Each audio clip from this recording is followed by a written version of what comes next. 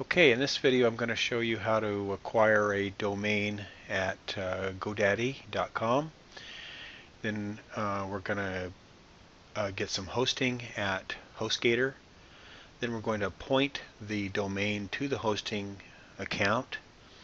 Then we're going to install WordPress on the domain. So I'm just going to show you how to go through the process here.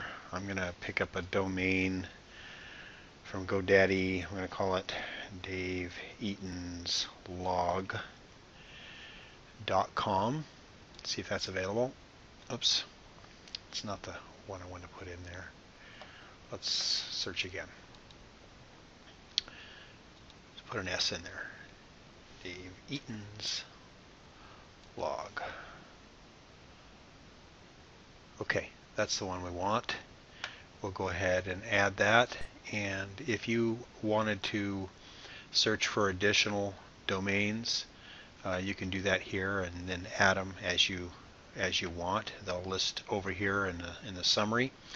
Be sure if you find a domain, it may say it's available, but it might also be a premium domain, which might be a much higher price. So just be sure you're not overpaying for that. And you don't need to add these in here necessarily unless you want to secure that domain in all of the major forms. So we're just going to continue to check out.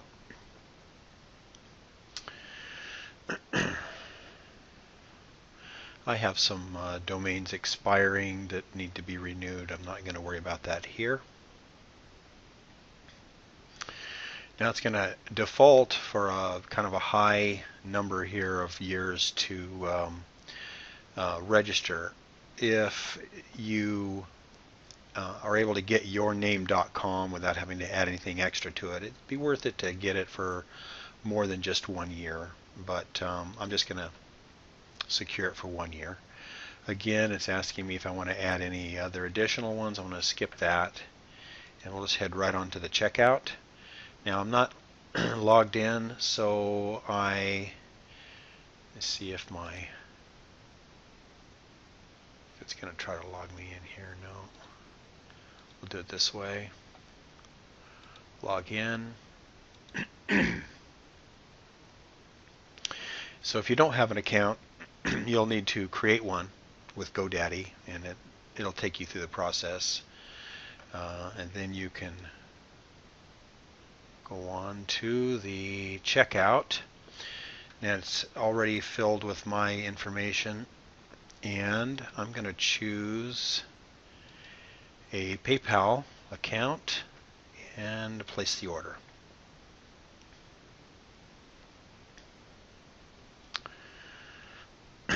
And that's all there is to that. You'll get an email telling you that you have secured that, and we'll move right on to the web hosting at HostGator, HostGator.com. Let's just look at the web hosting plans here. The cheapest one you can get on a monthly basis is still $7.16, but it only gives you a single domain. If you have more than one, of course, then you'll need to have something different. So I recommend picking this one up. You get an unlimited number of domains, and you can decide whether you want to just do it monthly. There's no savings, and real savings, until you at least go to 2 years. You can drop that down a little bit by going longer than that. So you decide which direction you want to go there, and then just choose it and order it. Now, the first step is to choose a domain. Now you already have one. You just purchased one, so don't fill this out over here.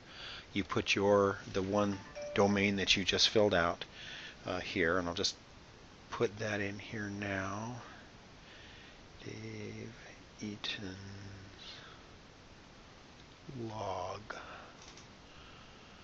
log.com.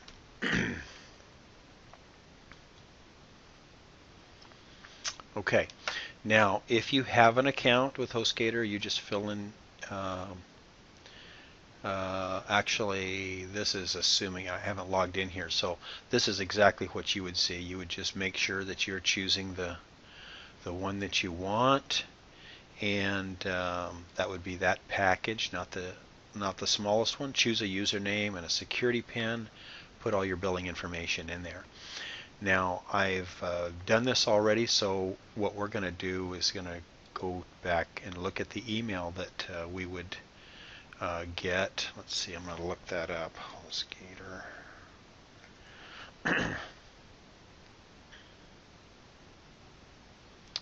See where that would be.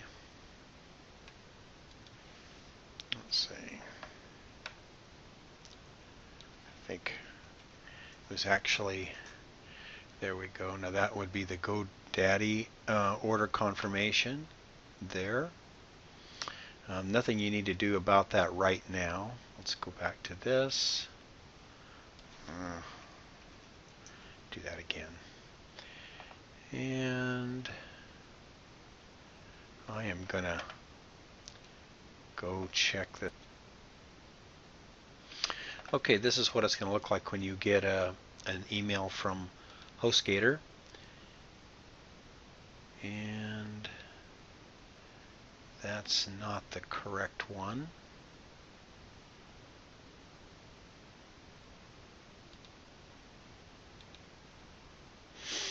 Okay, here's a correct one here. Well, this is what you'll get when HostGator sets you up an account. You'll get an email confirming the website that you are hosting. It'll have your username and password, and this information right here is one of the most important things you'll need to remember, and that is the name of your name servers. So I recommend you just grab all of this information right there, copy it and put it in a notepad so you'll have that information all the time, and then you save it as the name of your website. So I'm not going to do that. I don't need that right now. I'm going to actually use the information from another account to show you how to direct that. So what we're going to do next is we're going to go back to GoDaddy, and we're going to make sure you're logged in to your new account, and you're going to go to your domain management.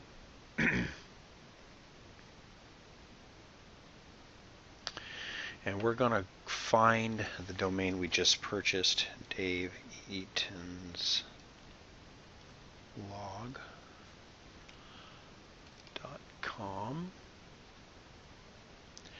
And if you only have one in there, it'll be the first one up.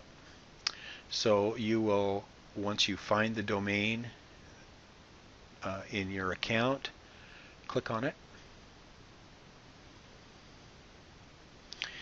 And then you scroll down to the name servers area, and you want to set the name servers. Now you click here, I have specific name servers for my domains. This is where you will open up your account and put in the name servers that HostGator gave you. Now I'm going to go ahead and put in the ones for this particular one, ns1.eaton.com, ns2.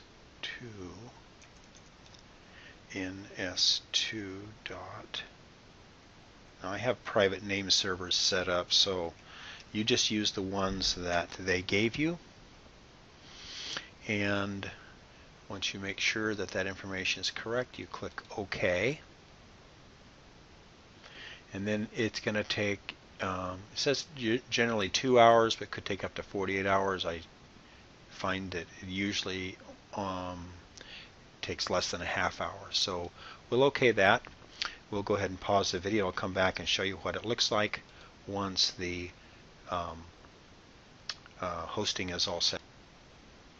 Okay, it actually only took about a minute, and if you were to type in the name of your domain right at the top here, what I did here, daveeatonslog.com, if the hosting is set up properly, this is what you'll see, an index of page, and it'll have just one file.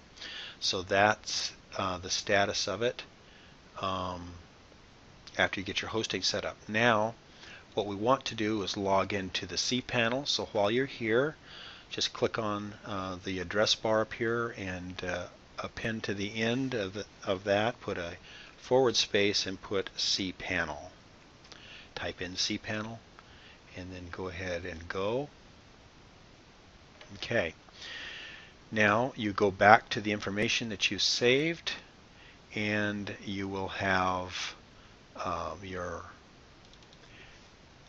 username and password to get onto your panel, your cPanel. Just copy and paste that information there, whatever you chose for username and password.